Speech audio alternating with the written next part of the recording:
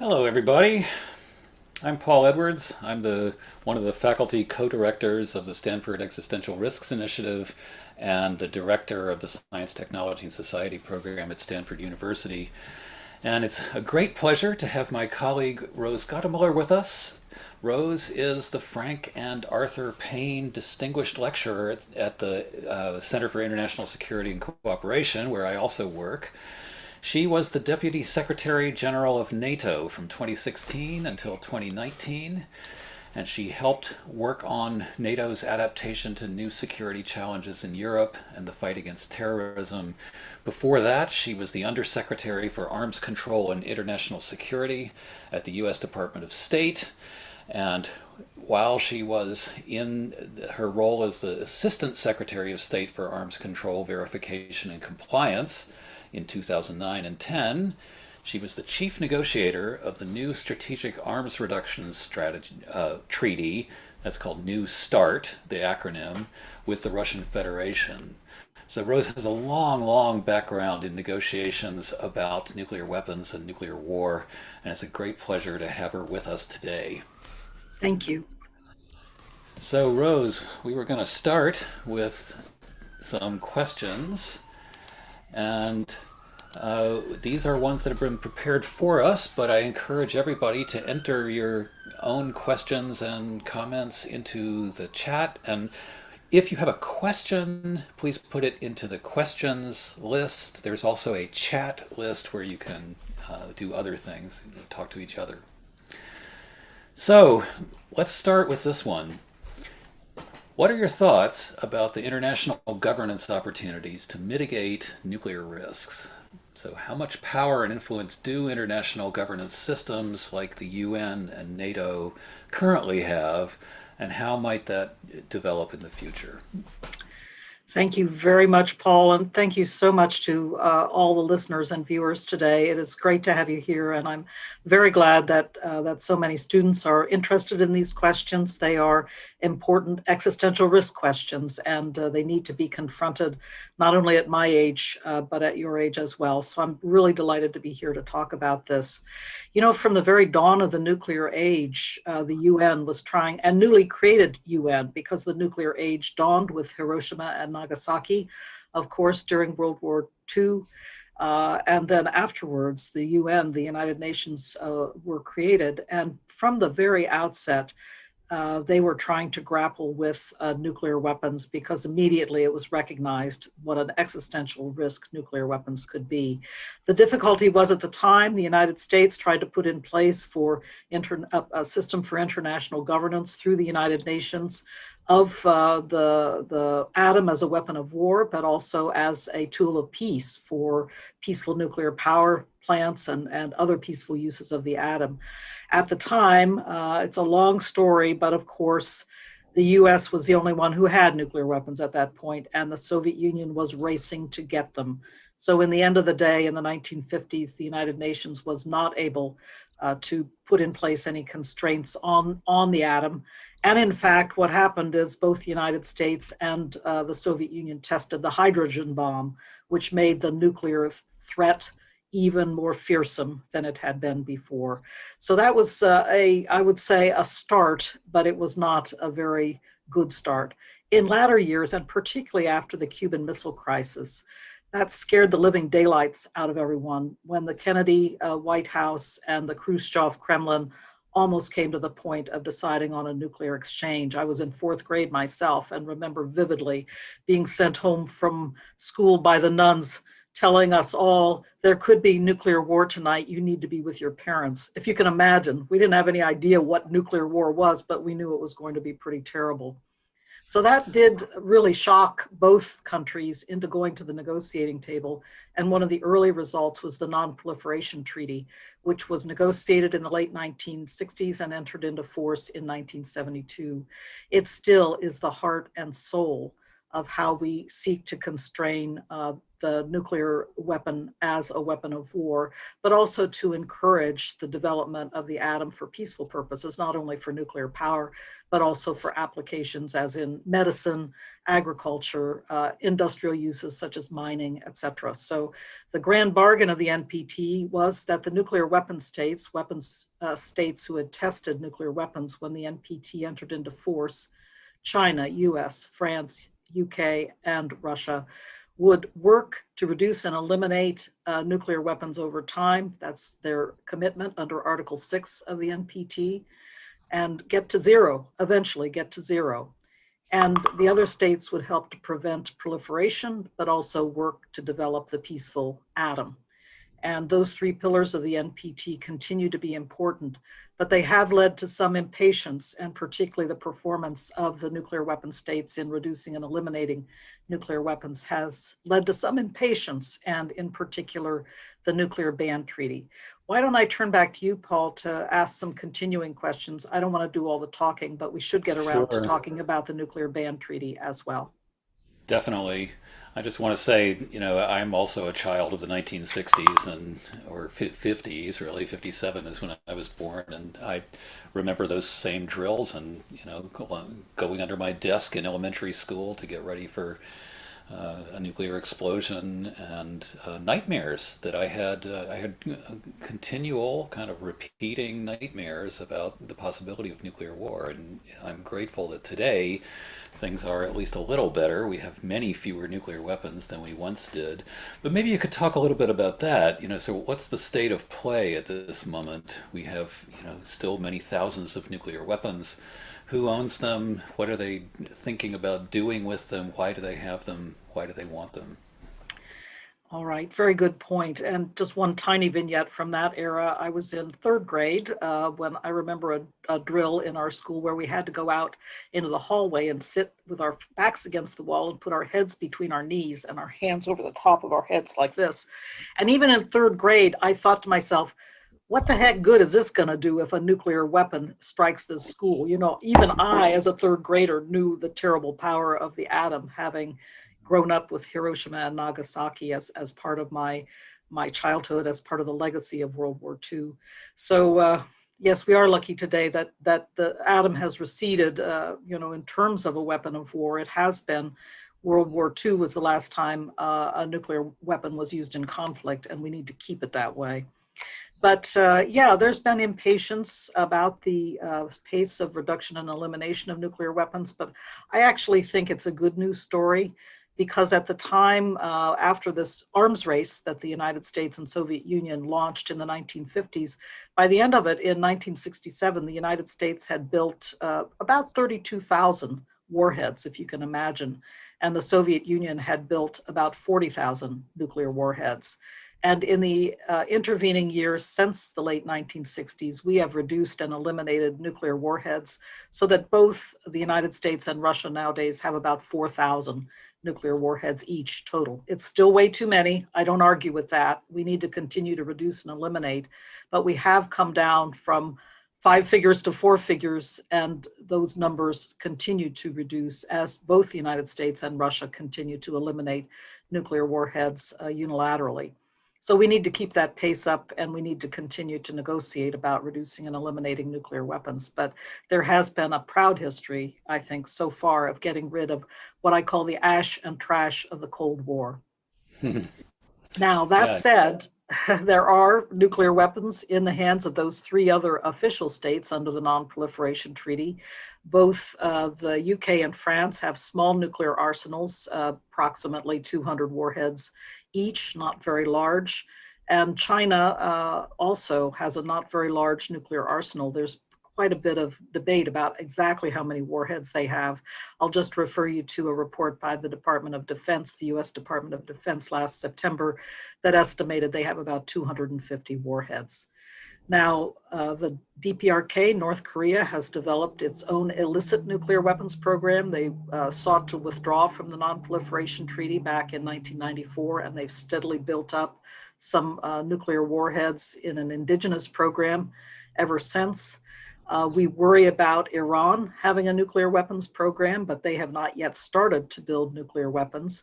The other two states we worry a lot about are India and Pakistan, both of whom are not members of the nonproliferation treaty regime, and both of whom have steadily built up nuclear arsenals in order to be able to threaten each other. And if there is any tinderbox where nuclear use may occur, I think it is in South Asia, in the possibility of an escalation out of conventional conflict between India and Pakistan.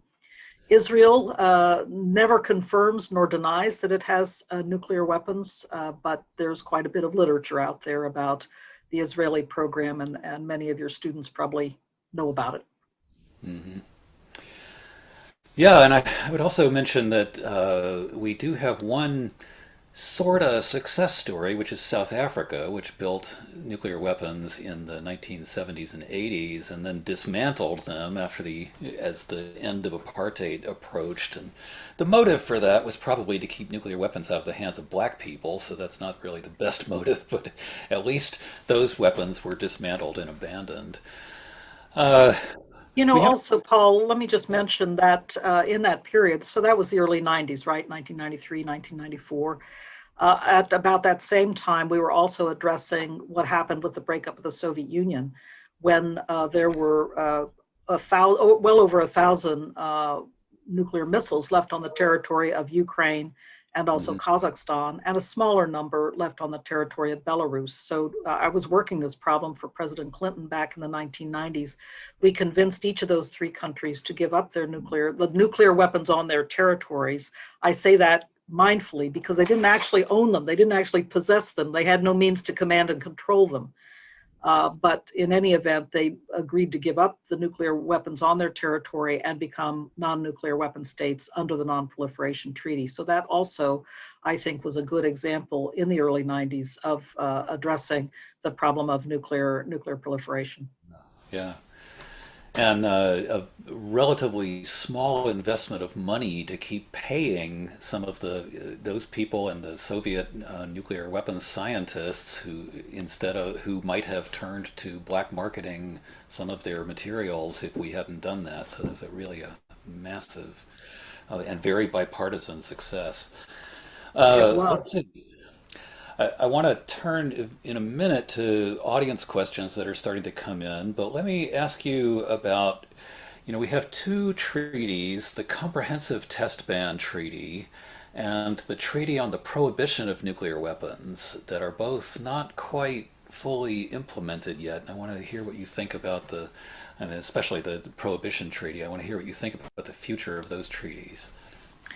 Well, to my mind, frankly, the Comprehensive Test Ban Treaty is one of the most decisive ways that we deal with the long-term fate of nuclear weapons as weapons of war, because if they cannot be tested, new states find it hard to break in to the nuclear club. If they cannot be tested, existing nuclear weapon states have difficulty developing new and more modern types.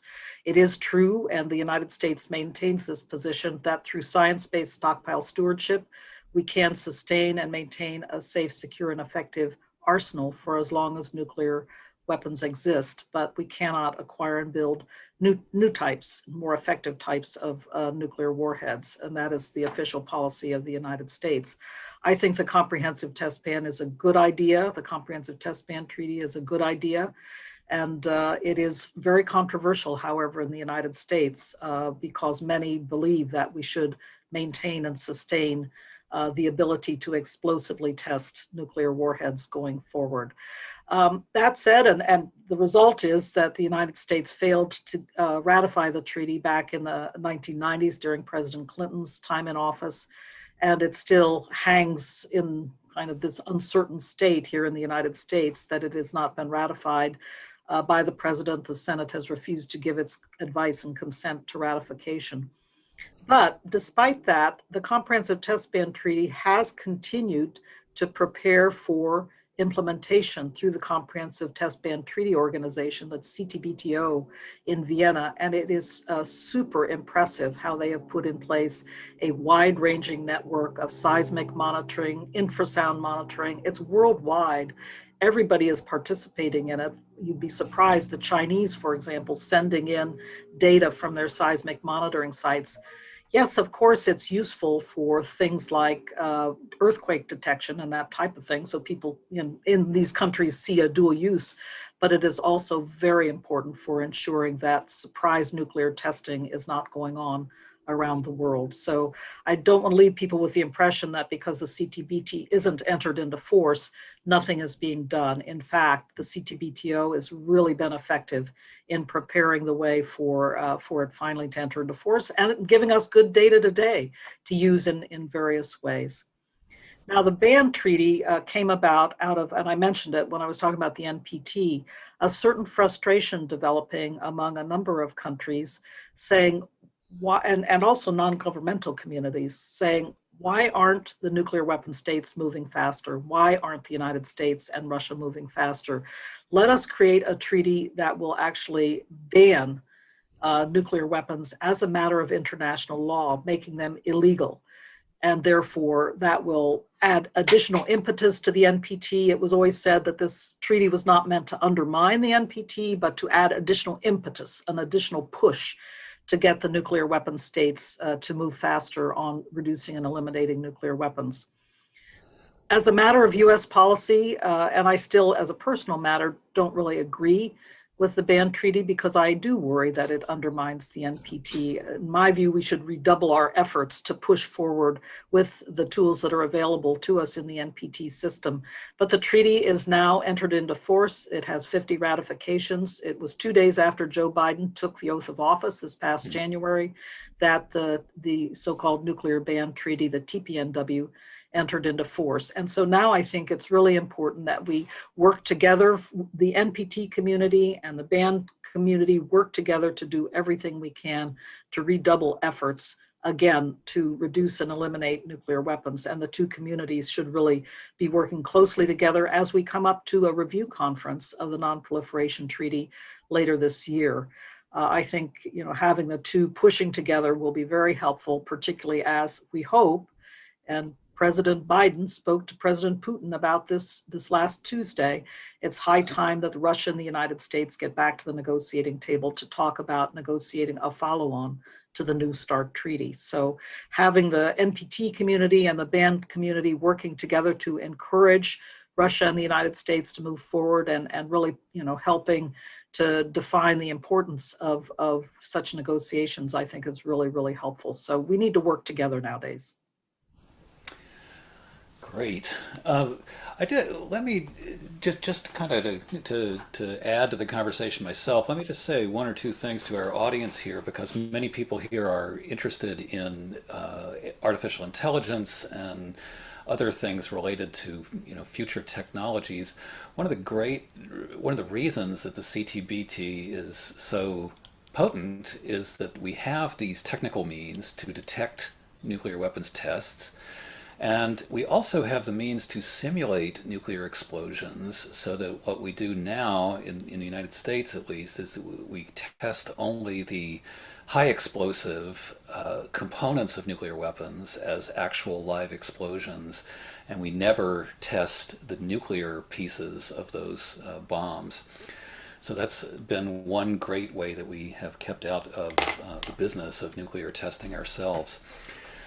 So let's turn to some questions from the audience. And Rose, you can see these coming up in the chat yourself. So I don't know if you want to take them from there, but let me pose the one that seems most interesting to me. Do you think there are any mechanisms to reduce the desirability of nuclear weapons as a defense strategy through increasing nuclear resilience capacity? For example, if one country could better survive a nuclear winter, do you think this would change the value proposition of nuclear deterrence, and how? I think that's a Wow, question. what a great question. I understand that you had a great lecture yesterday on nuclear winter, so I'm sure the audience, at least some of you, have had a chance to ponder this overnight. It's a wonderful question. Indeed, the best way nations look at trying to survive any kind of either nuclear accident or incident. We're talking about, remember the Fukushima power plant disaster in Tokyo. a few years ago. And Chernobyl, of course, is out there always as a stark example of a nuclear accident. But also looking to survive the potential for a nuclear attack is to build resilience and redundancy into the society.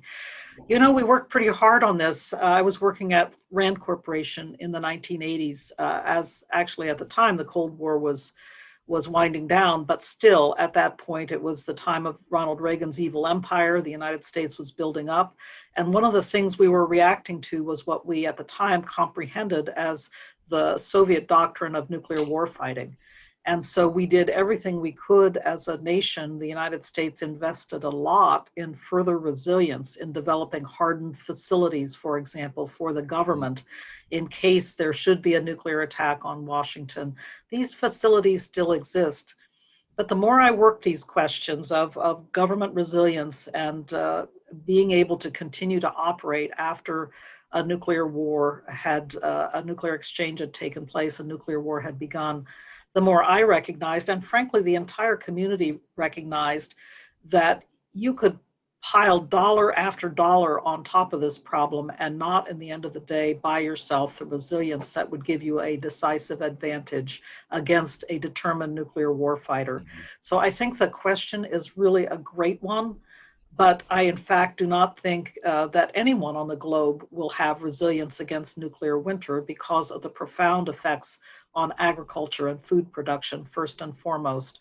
And so I do think that it will be very, very difficult to build up that kind of resilience. And I encourage us, and that's been the great thing since the demise of the Soviet Union and really the demise of that doctrine of nuclear warfighting. We have still concerns that there are elements of nuclear warfighting in Russian doctrine, but believe me, it's not anything compared to the comprehensive position they took during the Cold War years, that was how they were planning to conduct a nuclear war, using nuclear weapons at every end of the spectrum, from a strategic nuclear exchange down to battlefield nuclear weapons.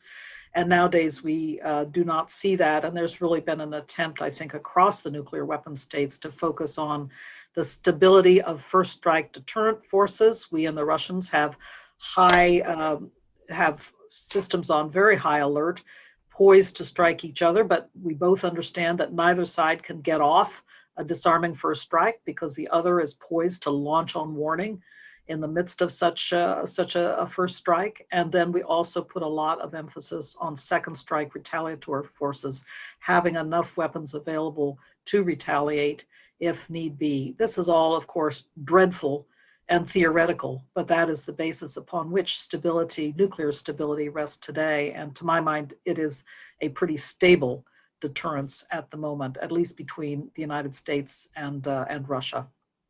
Mm-hmm.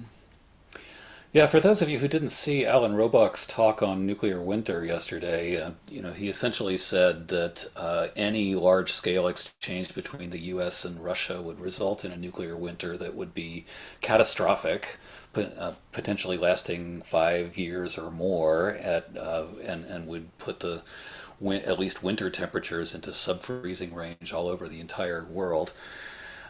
And wipe out food supplies. So it would be, an utter catastrophe for both sides. He also said that in the case of a smaller nuclear war, like one between India and Pakistan, there would not be a nuclear winter, but there would still be a very damaging effect on food supplies, especially in the northern hemisphere, and some nuclear climate effects worse than the little ice age that happened in the 16th and 17th centuries.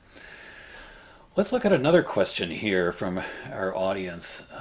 What lessons can nuclear disarmament offer for negotiations to disarm or prevent anti-satellite weapons?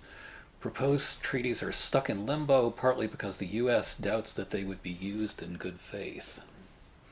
Yes, this is a very complicated matter, but I would not give hope up completely on being able to address the problem of weapons in space.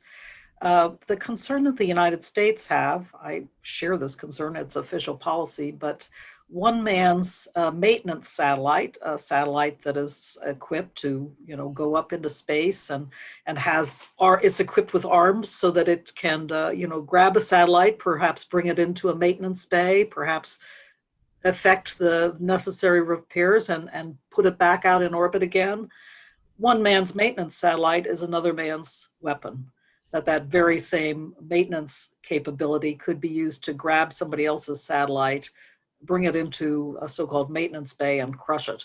So that's the concern out there, that there are dual use capabilities up in outer space, many of them being developed to very, very sophisticated levels. And so how do we determine how best to limit these dual use capabilities? I do think that there are some systems, even now we can see, that should be limited directly because they are so damaging to everybody's interests. One good example of that is direct ascent ASAT. You may remember back in 2007, the Chinese blew up one of their own satellites in space with a direct ascent ASAT test. It's basically an interceptor, a missile that is sent up into space to destroy a satellite. Well, the effect of that was to produce an enormous amount of debris that ended up being damaging not only to other countries who had systems in orbit, but to the Chinese themselves. And so they learned a lesson from that. And for that reason, I do think that it may be possible to talk to the Chinese, talk to the Russians, and ourselves agree, and perhaps on an international basis, to ban direct ascent ASATs, because they do nobody any good. Now we are using outer space more than ever for commercial applications, of course, for continuing government applications, for science, for research. Nobody needs more debris in outer space. We need less debris in outer space. So there is some hope, I think, for direct controls on some kinds of hardware in outer space. But frankly, in other areas, I do think that we are going to have to focus on rules of the road and on thinking through how we might, in rules of the road, ensure that we have limits on approach distances, for example, between satellites. Those kinds of measures we can think through and perhaps do some good negotiations on. I also think that it's going to be important to have certain normative principles developed very clearly and very well, because they're in everybody's interest. For example, satellites are used today for key command and control of military forces, including of nuclear forces. Is it in anybody's interest that we would go after the Russians' ability to maintain reliable command and control of their nuclear forces, or vice versa, or with the Chinese? In other words, where so-called national command authority is involved, our nuclear command and control, can we all agree that we should really keep hands off, non-interference with national command authorities? So there's a lot that can be done in this regard. The reason that the current treaties are in limbo is because they don't adequately address this dual use problem. And that's why the Russians, for example, have a proposal out there that the Chinese have joined, but the United States is not agreeing to it because they're concerned that it doesn't address this dual use problem, and will be very difficult to distinguish what exactly is. How do you define, is the basic question. How do you define what is a space strike weapon? So those are some of the problems, but I don't give up hope on arms control involving objects in outer space. I think we just have to be smart about how we go about it. Would there be ways to verify any agreement like that? It seems like the sorts of things you do to launch any satellite could also be used to launch anti-satellite weapons, and how couldn't they be concealed from until they were used? Well, as I said, some hardware is well understood, and a hardware like direct ascent ASAT could, I think, be monitored and verified, banned, and that ban, it could be adequately monitored, effectively monitored and verified. Where we're talking about other things, such as limiting approach distances, there you have to call into play those who monitor orbits and those who work with orbital approach issues, those who monitor. There's a huge international community. That's why I have such hope about this, is there's a lot of international cooperation among the astrophysicists working together to really understand what's going on with the various orbital tracks in outer space, warning each other. We already warn the Chinese. I think it's absolutely great. when some of their debris is approaching one of their satellites, it's the United States of America who warns them, Mm. you've got a possible near miss and you should, maybe move your satellite a bit or whatever. So there's already a huge amount of international cooperation in terms of managing debris and orbits in outer space. So I think that that spirit of international cooperation could actually lend a note of hope to efforts to establish some normative principles, but also some constraints on activities in outer space. Excellent. Thank you. So here we have another audience question. This is also a good one and kind of shifts us back to a different framework. But is there a future for bilateral arms control treaties to shift away from the Matryoshka doll format? The finer details usually seem to be the real impediments for arms control. Well, you're talking to the U.S. chief negotiator of the New START treaty, so I'm going to say absolutely there's a future for further U.S.-Russian nuclear arms reduction, and there has to be, because the United, I didn't indicate it in so stark terms earlier, but the United States and Russia still possess between us more than 90% of the nuclear weapons in the world. So we still have an enormous amount of work to do to reduce and eliminate nuclear weapons. As I mentioned, we're down from 32,000 warheads to about 4,000. The Russians are down from 40,000 nuclear warheads to about 4,000. But there is still work to be done, and also we need to continue to constrain and control delivery vehicles so that we are maintaining as stable a balance between us as possible. Delivery vehicles, of course, are missiles or bombers, those mechanisms by which nuclear warheads would be brought to their targets. So to make a long story short, the United States and Russia have an absolute responsibility to continue on a bilateral basis, which is why I'm glad that President Biden was really prioritizing this issue with President Putin this week. Now there's huge problems in the U.S.-Russian relationship, and the Russians are, sending U.S. diplomats home and vice versa. We're really at rock bottom in terms of our larger bilateral relationship, but always, even in the depths of the Cold War, once the Cuban Missile Crisis dealt that short, sharp shock to the United States and Soviet Union, we were capable of coming to the negotiating table and working to limit and control nuclear weapons. So we have to keep on this track. It's an absolute responsibility. I am glad that the Russians are still very much an enthusiastic participant in the nonproliferation treaty. They embrace their responsibility under Article 6 of the NPT, as does the United States. So we got more work to do, and we need to do it. Well, maybe let me ask you a question about New Start. You have a book that's just come out, and maybe you want to talk about it a little bit, about your experience negotiating that treaty. Tell us a little bit about what that was like and how you felt about your Russian counterparts and the whole experience of the negotiation. Thank you, Paul. The book's not quite out yet, but it will be out at the end of April or in early May. It's called very simply Negotiating the New START Treaty. So if you're interested in it, you will easily be able to find it online and be able to order it. It was an interesting exercise for me to write the book. I've wanted to do it for years. Actually, COVID-19 gave me the silence and space to do it. So I was glad to have the 12 months, as difficult and tragic as they have been for so many. It was a quiet space for me to think and write. And I have to tell you, it was two very distinct negotiations, both of them equally important.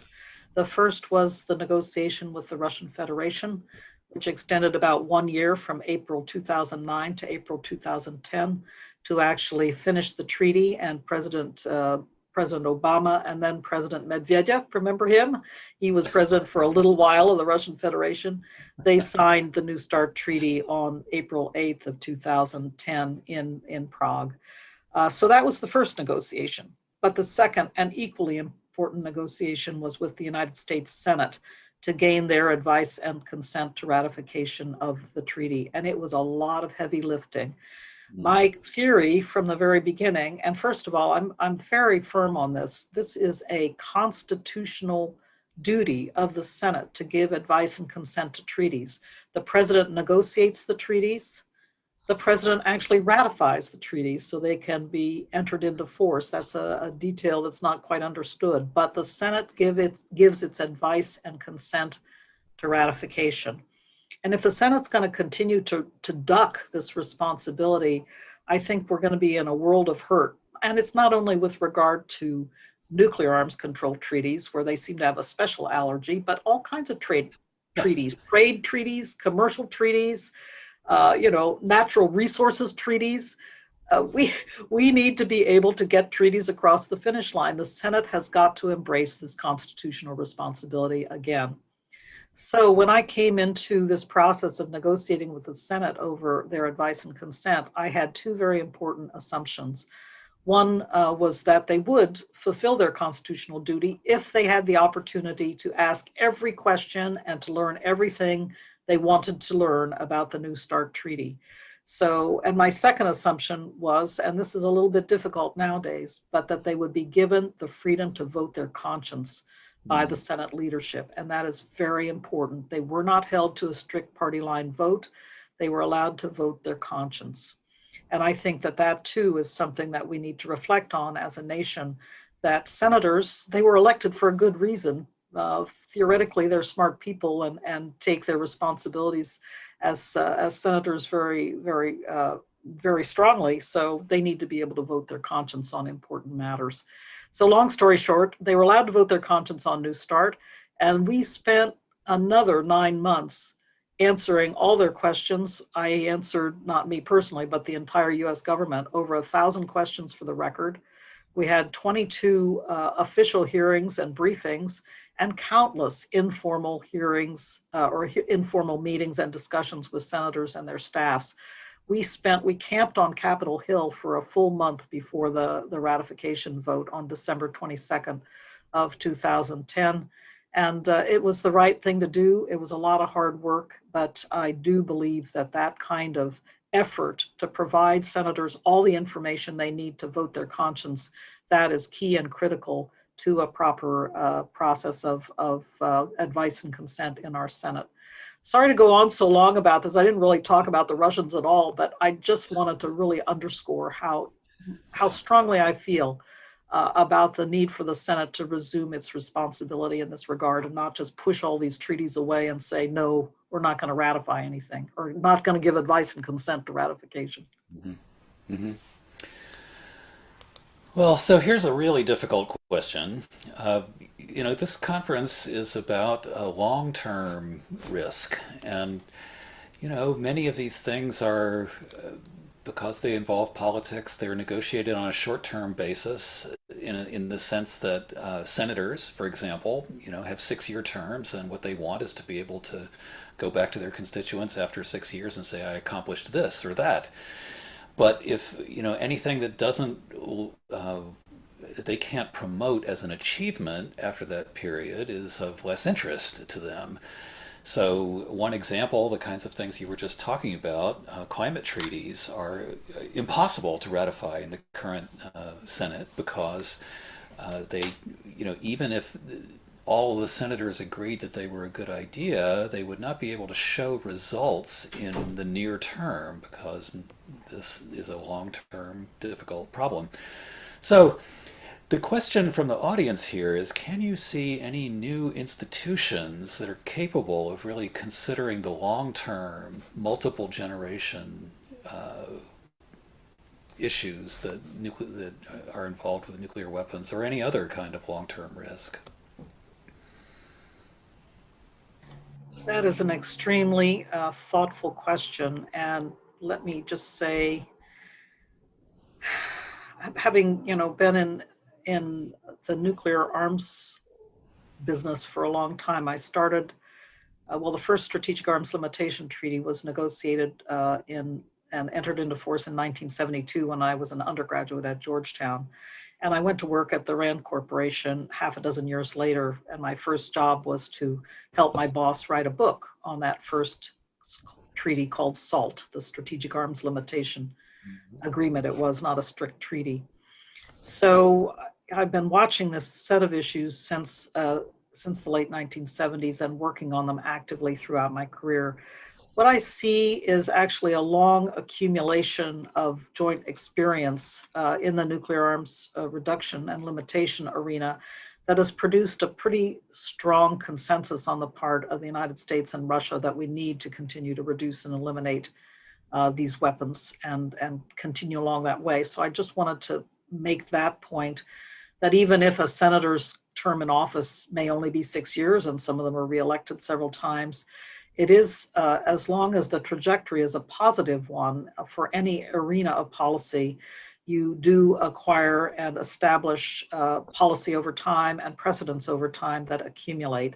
Also during the 1970s was the establishment of the environmental, it was Nixon, can you believe that? President Nixon established the Environmental Protection Agency. It was always, in many ways, a weak organization. It was often castigated by Republican administrations when they came in, but slowly over time, it has established a history of regulation and capacity that even in the last administration, they could not completely dismantle. So it's not in many ways a happy story, but I do want to say that there is this accumulation over time that does produce results. I think about it as the wave on the sea, right? Sometimes the tide goes out, but the waves keep coming up. Maybe a little less at some point, but they continue to produce. They continue to produce wave motion, and in that wave motion, there is some power. So it's not in many ways a super optimistic message. But one thing I will say is that I don't really support the development of new institutions, and I'll tell you why. New institutions on an international basis. I see that we have established a number of institutions, and they came out of the talk about the ash and trash of the Cold War. They came out of the destruction of World War II. The United Nations was one of them. My organization I worked with in Europe, the North Atlantic Treaty Organization, was another. And the International Economic Organizations, that was a third set of institutions that came out. To my mind, we have the instruments there. Some of them are bruised and bleeding. The UN constantly in need of reform. But if I were to urge energy on you who are now students, I would say, go at it from the inside out with the institutions that are already there and see if you can reform and refurbish them so that they suit our needs in the 21st century and beyond. Clearly the UN, as I said, bruised and bleeding, oftentimes maligned and ineffectual, but nevertheless, it's there. And to my mind, I wouldn't try to start again from the ground up. That is a very interesting answer. Thank you. Let's pursue this theme a little bit more. How does nuclear diplomacy work? How might it translate to other focus areas of existential risk, such as reducing the likelihood of great power conflicts, other arms race dynamics, and especially with respect to other transformative technologies like artificial intelligence? I saw that question in the chat. It's really a great question. And one thing that I always like to say is that nuclear arms control negotiations are not rocket science. Anybody who knows how to negotiate with a toddler over their next snack or with a teenager over how long they can stay out at night knows and has the basic tools of negotiation. So I think it's important to recognize that there are basic tools out there. Paul asked me earlier about negotiating with the Russians. They are tough diplomats. They are well trained. They know their business well.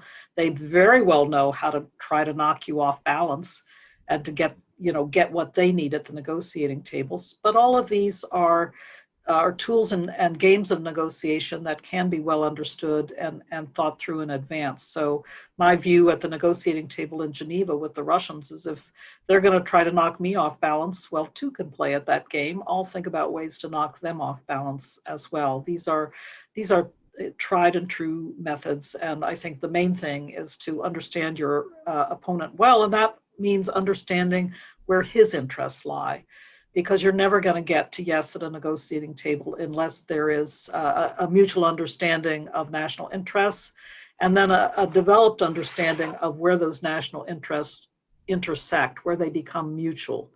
And that's how you end up getting to yes. So I think any of the questions that the questioner laid out can be tackled at the negotiating table, although I will say that the history of trying to control directly new technologies has not been a good one. It's that old first mover advantage, right? Somebody gets their hands on a development in artificial intelligence. They want to see how far they can take it. They don't want to start now putting it under constraint or control.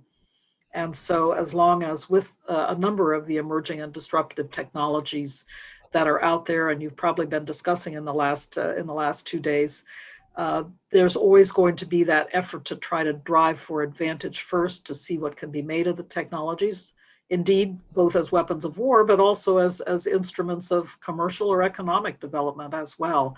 And so that's why I feel a bit skeptical that directly limiting new technologies will be difficult to do. But nevertheless, here again is where I think it's definitely worthwhile to consider normative principles, to consider rules of the road. I mentioned a moment ago the notion of not going after each other's nuclear command and control, our national command authorities, keep out zones, non-interference agreements. These kinds of things can all be useful as we move forward. And I'm particularly interested myself, and I have to admit it's one area I know very little about, but there are such rapid developments in biotechnology that I think it would be really good if we had some efforts. And I know within the community of the Biological Weapons Convention, there are efforts to, again, think about confidence building and exchanges of information on developmental trends in this arena. But I think there are things that can be done without trying to directly limit technologies at the negotiating table. So that's my bottom line. Great. Let's see what else we have here. Uh, well, let's go to this one. So many people who are listening to this conference right now are students, both undergrads and grad students. What insights do you have to share about work in international diplomacy or international cooperation for students who want to pursue careers in these fields? What are the biggest bottlenecks, and where do we need the most attention? And how could they get into those careers? What's the path, especially for some people who are not, political science majors or something that's, or legal scholars, people who are not directly concerned with politics in their, they might be scientists or computer people or humanities people. How would they get to do things that might matter in these areas? Well, frankly, there's no special studying to become a diplomat or a negotiator. As I said, so much are basic skills that you learn in your everyday life.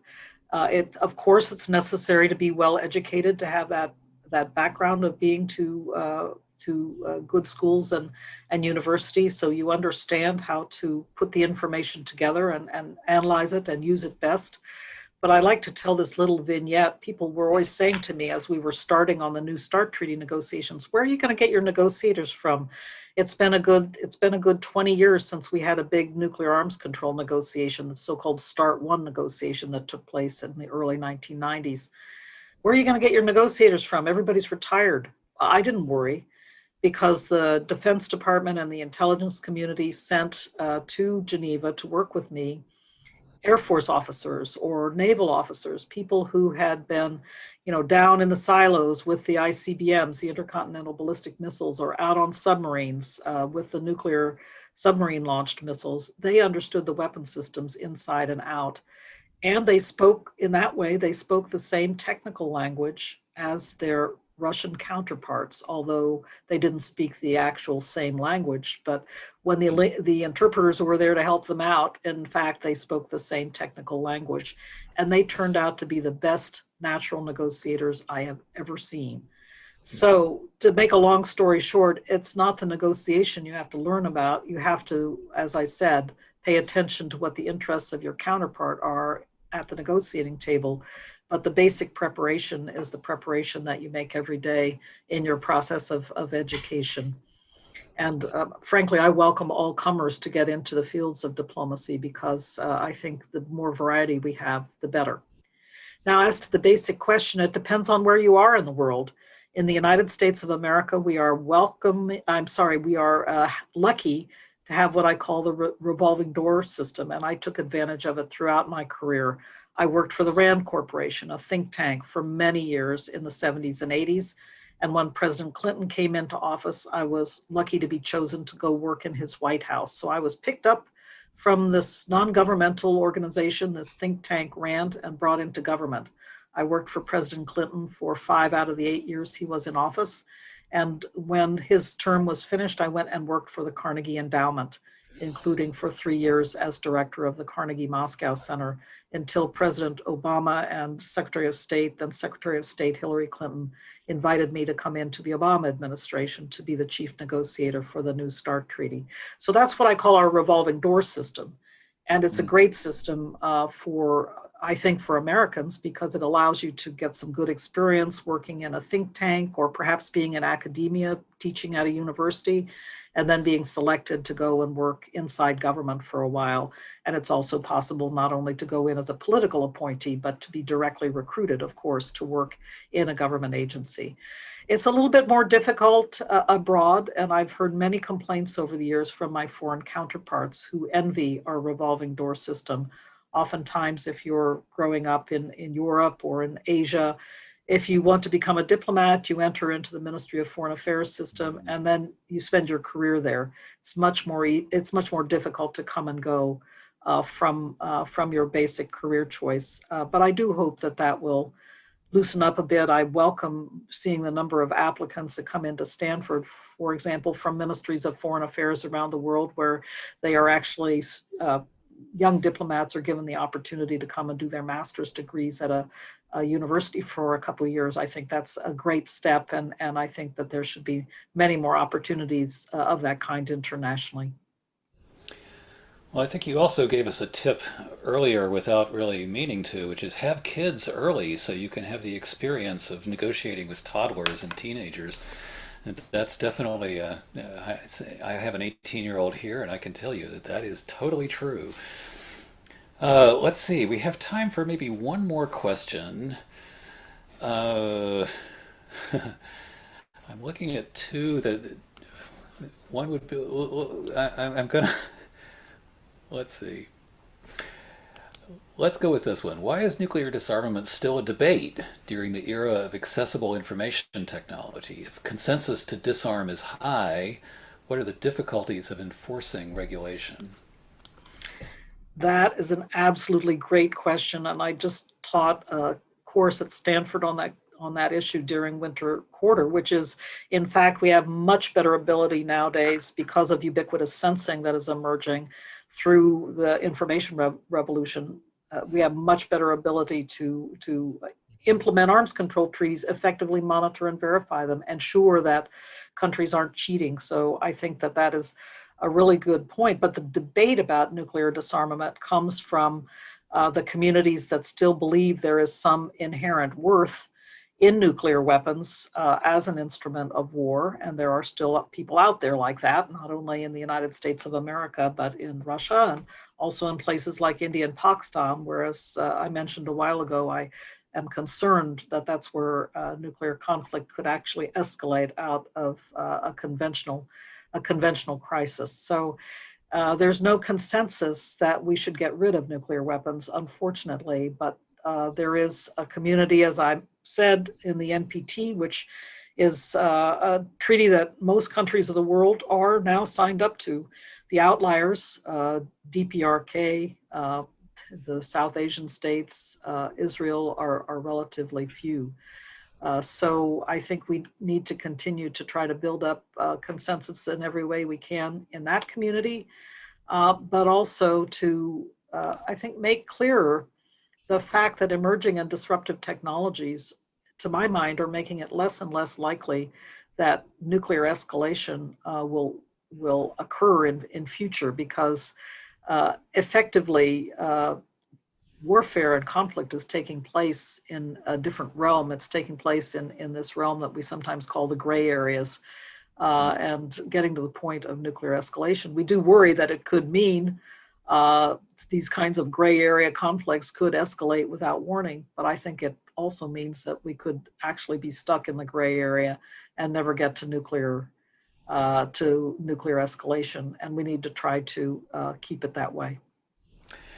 Well, we're running out of time here, so I want to thank you on behalf of the organizers and on my own behalf for this excellent conversation. Thank you for a great talk today. Many good questions, and thank you, Paul, for being the Fireside Chat leader. Always enjoy it. Thanks, Rose.